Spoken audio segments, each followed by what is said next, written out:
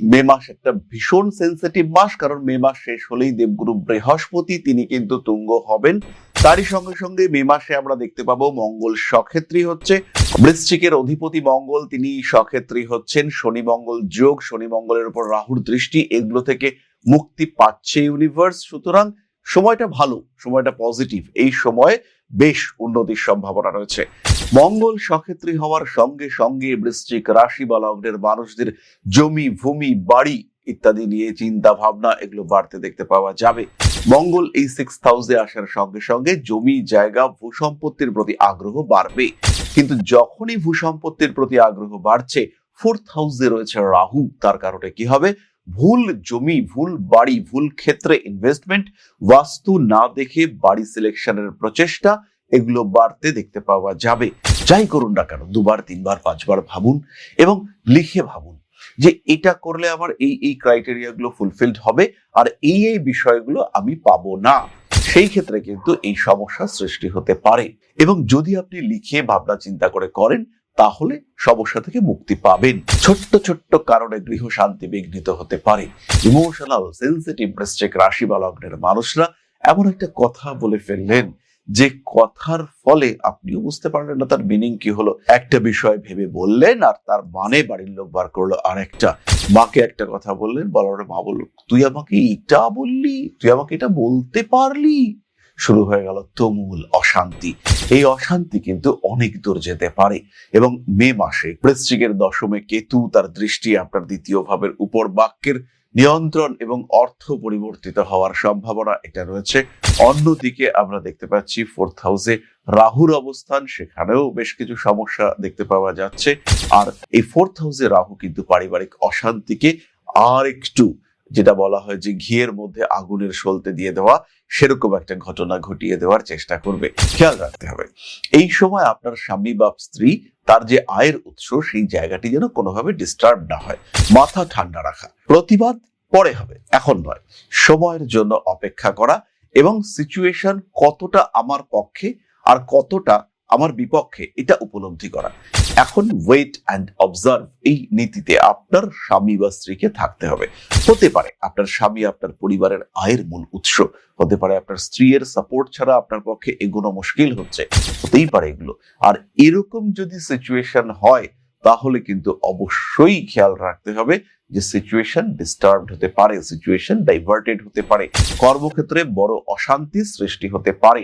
এবং এটা কিন্তু আপনাদের পরিবার বা পারিবারিক জীবন বা অর্থনৈতিক অবস্থা সেটাকে ভালোভাবে সমস্যায় ফেলতে পারে।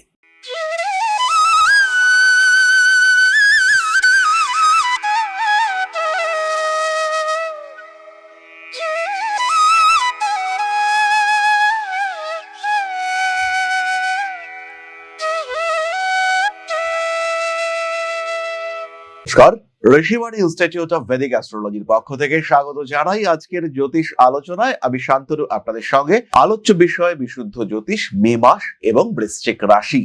মে মাস একটা ভীষণ সেন্সিটিভ মাস, কারণ মে মাস শেষ হলেই দেবগুরু বৃহস্পতি তিনি কিন্তু তুঙ্গ হবেন। তারই সঙ্গে সঙ্গে মে মাসে আমরা দেখতে পাবো মঙ্গল স্বক্ষেত্রী হচ্ছে। বৃশ্চিকের অধিপতি মঙ্গল তিনি স্বক্ষেত্রী হচ্ছেন। শনি মঙ্গল যোগ, শনি মঙ্গলের উপর রাহুর দৃষ্টি, এগুলো থেকে মুক্তি পাচ্ছে ইউনিভার্স। সুতরাং সময়টা ভালো, সময়টা পজিটিভ। এই সময়ে বেশ উন্নতির সম্ভাবনা রয়েছে। কিন্তু তা সত্ত্বেও কয়েকটি বিশেষ বিষয়ে আমাদেরকে সাবধানতাও অবলম্বন করতে হবে। আর সেই বিষয়গুলোকে আইডেন্টিফাই করবার জন্যই আজকে আমাদের এই ভিডিও।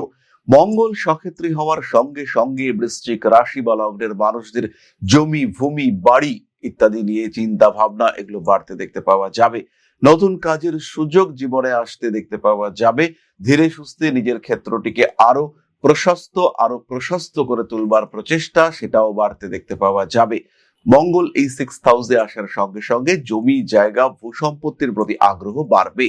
কিন্তু যখনই ভূসম্পত্তির প্রতি আগ্রহ বাড়ছে, 4th হাউসে রয়েছে রাহু, তার কারণে কি হবে? ভুল জমি, ভুল বাড়ি, ভুল ক্ষেত্রে ইনভেস্টমেন্ট, বাস্তু না দেখে বাড়ি সিলেকশনের প্রচেষ্টা এগুলো বাড়তে দেখতে পাওয়া যাবে। এবং এই সময় থেকেই কিন্তু শুরু হবে অশান্তি। ভুল ডিসিশন আপনাকে ড্যামেজ করতে পারে। ভুল ডিসিশনের কারণে আপনি সমস্যার মধ্যে পড়তে পারেন, বাড়তে পারে অশান্তি। মনের মধ্যে অতৃপ্তি, অশান্তি, অস্থিরতা এগুলো বাড়বে। এবং চটজলদি সিদ্ধান্ত নেওয়ার প্রবণতা, যেটা এই মুহূর্তে বৃশ্চিকের জন্য ঘাতক, সেটা আসবে। তাই কাজ করার আগে ভাবতে হবে, কাজ করবার পরে আর ভাবনা চিন্তা করবার জায়গা নেই। যাই করুন না কেন 2বার 3বার 5বার ভাবুন এবং লিখে ভাবুন যে এটা করলে আমার এই এই ক্রাইটেরিয়া গুলো ফুলফিলড হবে আর এই এই বিষয়গুলো আমি পাবো না। সেই ক্ষেত্রে কিন্তু এই সমস্যা সৃষ্টি হতে পারে, এবং যদি আপনি লিখে ভাবনা চিন্তা করে করেন তাহলে সমস্যা থেকে মুক্তি পাবেন। কিন্তু জমি, জায়গা, বাড়ি, ভূমি, যেটা ওয়ান্স ইন ইউর লাইফ, অর্থাৎ জীবনে একবারই হবে, সেই সময় কিন্তু প্রচুর ভাবনা চিন্তা আপনাকে করতে হবে এবং সাকসেসফুল করার জন্য যা যা করবার সেটা করতে হবে।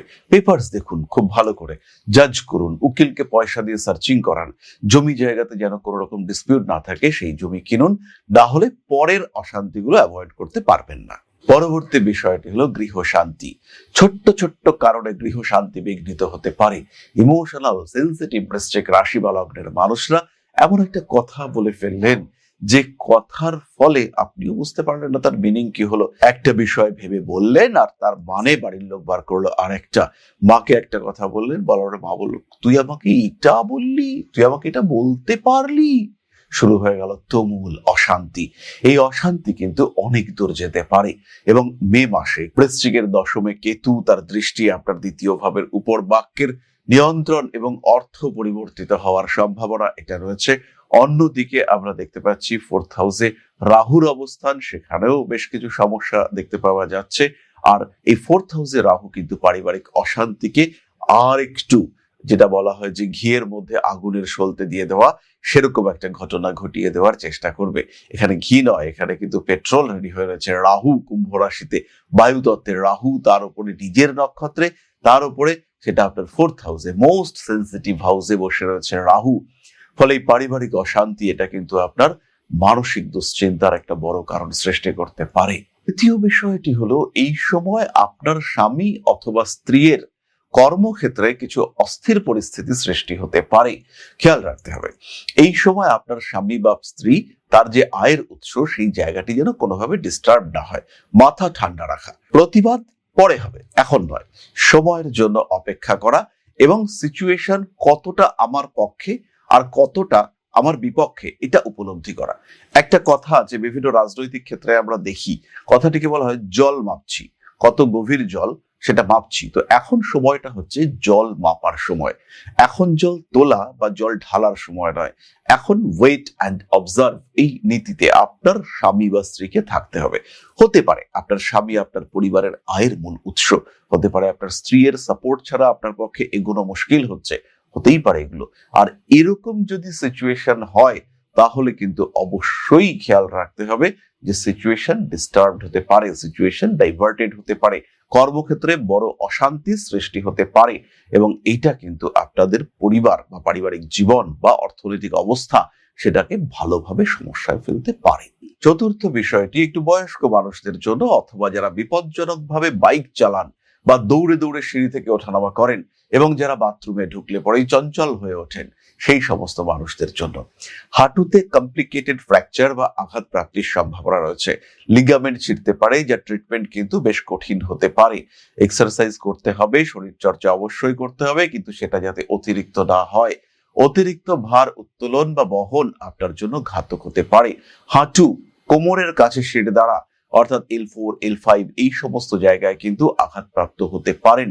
যাদের ক্ষেত্রে অস্থি সম্পর্কিত কোনো পীড়া আছে তাদের ক্ষেত্রে ব্যায়াম করার সময় ভীষণ সাবধান হতে হবে। পঞ্চম বিষয়টি হলো রিলেশনশিপ। এই সময় কিন্তু রিলেশনশিপ কিছুটা ড্রাই টাইপের থাকবে, অর্থাৎ যে রিয়াকশন আপনি দিচ্ছেন বা যে কথা আপনি বলছেন তার কিন্তু একটা অ্যাডভার্স এফেক্ট সেটা আপনার জীবনে আসতে পারে।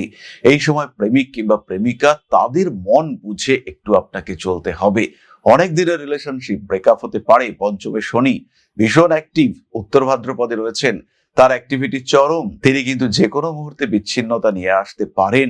তাই ভালোবাসার মানুষটিকে ভালো রাখাই আপনার কাজ। তাকে উত্ত্যক্ত করা নয়, তাকে সন্দেহ করা নয়, তাকে প্রশ্ন করা নয়, তাকে বোঝা আপনার কাজ। আর যদি বুঝতে পারেন সেই ক্ষেত্রে সম্পর্ক টিকে থাকবে, আর যদি বুঝতে না পারেন সেই ক্ষেত্রে সম্পর্ক কিন্তু জটিল হতে পারে।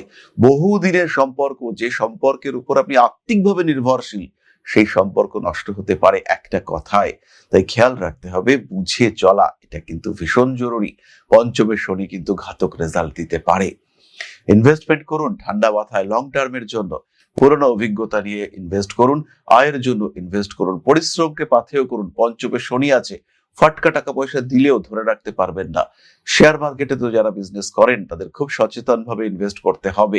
কালকে এক ভদ্রলোকের সঙ্গে কথা হলো, জাস্ট গতকাল। তিনি ক্রিপ্টো এবং ফরেক্সে ইনভেস্ট করেন এবং ভালো টাকা আয় করেছিলেন, এই মুহূর্তে নিঃস্ব। তো এটা কিন্তু আমাদেরকে শিক্ষা দেয়, এমন জায়গায় ইনভেস্ট করুন যেটা আপনার জ্ঞানের মধ্যে, এমন জায়গায় ইনভেস্ট করুন যেখান থেকে আপনার পূর্ব পজিটিভ অভিজ্ঞতা আছে, অর্থাৎ যেখান থেকে আগে টাকা পেয়েছেন, ভালো অ্যামাউন্টের টাকা পেয়েছেন, সেখানে ইনভেস্ট করুন। রিস্কি ইনভেস্টমেন্টের জন্য এটা সময় নয়, বিলাসিতার জন্য ইনভেস্টমেন্টের জন্য এটা সময় নয়। এটা পরিশ্রম ইনভেস্ট করতে হবে, এটা সময় ইনভেস্ট করতে হবে, নিজের প্ল্যানিং কে ইনভেস্ট করতে হবে। তাহলেই কিন্তু আপনি সাকসেস পাবেন, জীবনে অগ্রগতি আপনার সামনে আসবে, লাক ফেভার করবে, গ্রোথ রেট বাড়বে, বাধা বিপত্তি সমস্যা অশান্তি এগুলো কাটিয়ে উঠতে আপনি পারবেন। সুতরাং বৃশ্চিক রাশির 5 সাবধানতা সম্পর্কে আমরা বুঝলাম। এরপরে আমরা যাব নক্ষত্রের কথায়। তবে তার আগে বলি, এই মে মাস থেকে আমরা এখন জামশেদপুরেও থাকছি, আর জামশেদপুরে আমাদের প্রথম চেম্বার, মে মাসের চেম্বার, সম্পূর্ণ বিনা খরচে আমাকে দেখাতে পারবেন, আমার সঙ্গে কথা বলতে পারবেন এবং উইদাউট এনি প্রফেশনাল ফি। বুকিং এর জন্য সরাসরি যোগাযোগ করুন আমাদের সঙ্গে। আমরা আসছি জামশেদপুরে, তার সঙ্গে সঙ্গে দুর্গাপুর, কলকাতা, আগরতলায় তো আমরা আছি। এছাড়া অনলাইনেও কনসালটেন্সি করতে পারেন। যে কোনো জায়গা থেকে, পৃথিবীর যে কোনো অংশ থেকে আমাদের সঙ্গে সরাসরি যোগাযোগ করতে পারেন। আর যারা জ্যোতিষ শিখতে চান, হতে পারে অনলাইনে, হতে পারে অফলাইনে, হতে পারে রেকর্ডেড ভিডিও ক্লাসের মাধ্যমে, সবচেয়ে কম খরচে বেস্ট অ্যাস্ট্রোলজি এডুকেশন প্রোভাইড করে একমাত্র ঋষিবাণী। আর শুধু জ্যোতিষ নয়, জ্যোতিষের সঙ্গে সঙ্গে সংখ্যাতত্ত্ব, হস্তরেখা বিদ্যা, বাস্তুশাস্ত্র সমস্তটা একসঙ্গে আপনাকে শেখাবে Rishibani institute of Vedic astrology. তাহলে আর দেরি নয়, সরাসরি ভর্তি হন ঋষিবাণীর আঙিনায়। তাহলে এবার আমরা চলে এসেছি নক্ষত্রের আলোচনায়। বৃশ্চিক রাশির প্রথম নক্ষত্র বিশাখা। বাবার শরীর স্বাস্থ্য নিয়ে অল্প বিস্তর দুশ্চিন্তা, বাবার সঙ্গে একটু ডিটাচড হওয়া, বাবার ফিনান্সিয়াল একটা কিছু প্রবলেম হওয়া, টাকা পয়সা চট যাওয়া, মায়ের সঙ্গে সুসম্পর্ক সৃষ্টির প্রচেষ্টা এটা দেখতে পাওয়া যাবে। তৃতীয় কোনো ব্যক্তির ইন্টারফারেন্স সমস্যা সৃষ্টি করতে পারে। জল খাবেন বেশি করে, মূত্রনালীর পীড়ায় কষ্টপ্রাপ্ত হতে পারেন। কর্মক্ষেত্রে কোনো একজন বিশেষ ব্যক্তি আপনাকে কন্টিনিউয়াসলি ডিস্টার্ব করে যাচ্ছে, মাথা ঠান্ডা রেখে তাকে আইডেন্টিফাই করার চেষ্টা করতে হবে। তাকে রিমুভ করতে পারলেই কিন্তু আপনি ভালো থাকবেন। একজন বা দুজন ব্যক্তি আপনাকে ডিস্টার্ব করে চলেছেন।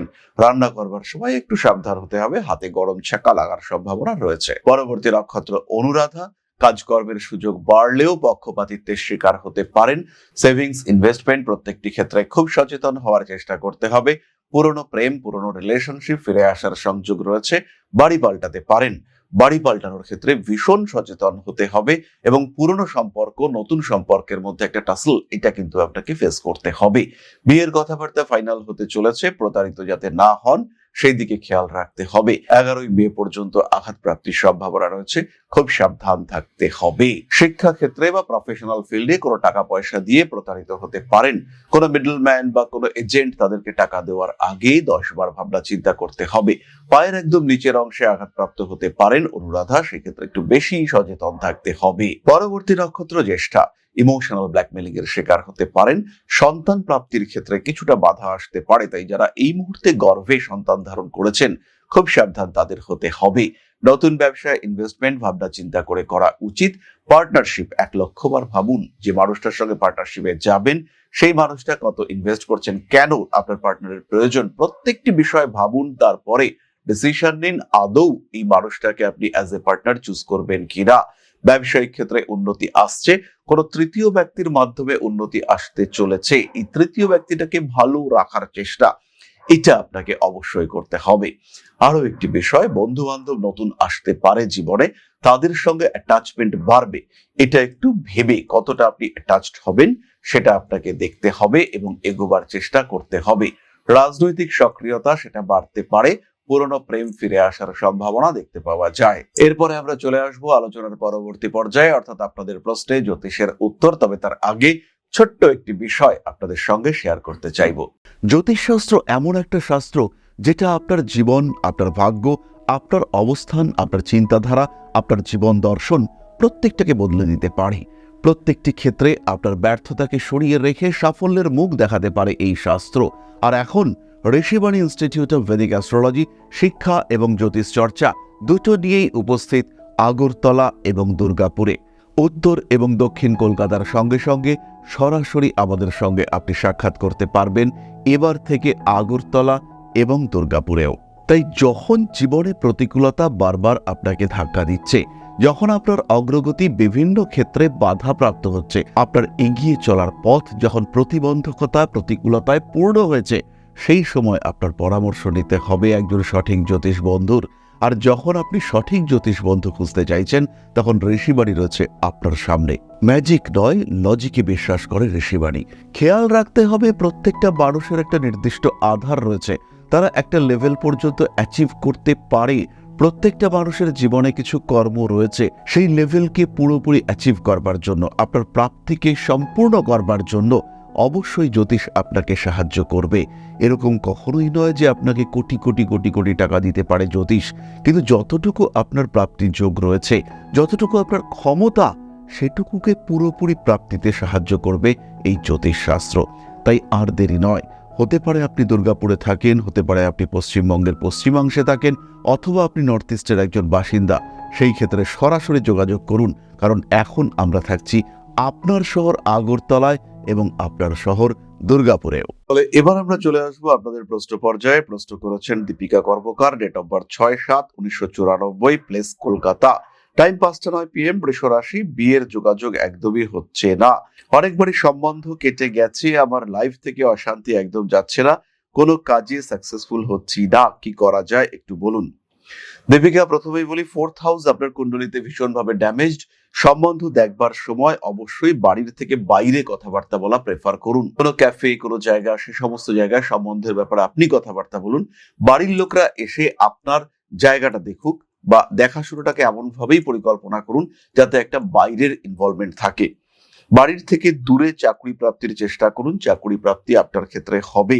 আর এই ক্ষেত্রে প্রাইভেট সার্ভিসের সম্ভাবনা রয়েছে, চাকরি করে বিয়ের দিকে এগোন, বিয়ে হবে। 2027 সালের 16ই ফেব্রুয়ারির পর থেকে বিয়ের যোগ সৃষ্টি হচ্ছে। মাথা ঠান্ডা রেখে ধীরে সুস্থে এগিয়ে যান, অবশ্যই বিয়ে হবে এবং খুব ভালো থাকতে পারবেন আপনি। তাহলে আজকের আলোচনা আমরা আর দীর্ঘায়িত করব না। সবাই সুস্থ থাকুন, ভালো থাকুন, বা শ্রী শ্রী আদি শক্তির পূর্ণ আশীর্বাদ বর্ষিত হোক আপনাদের উপর। সমৃদ্ধ, আরো সমৃদ্ধ হয়ে উঠুক আপনাদের প্রত্যেকের জীবন। জয় মা আদি শক্তি। নমস্কার।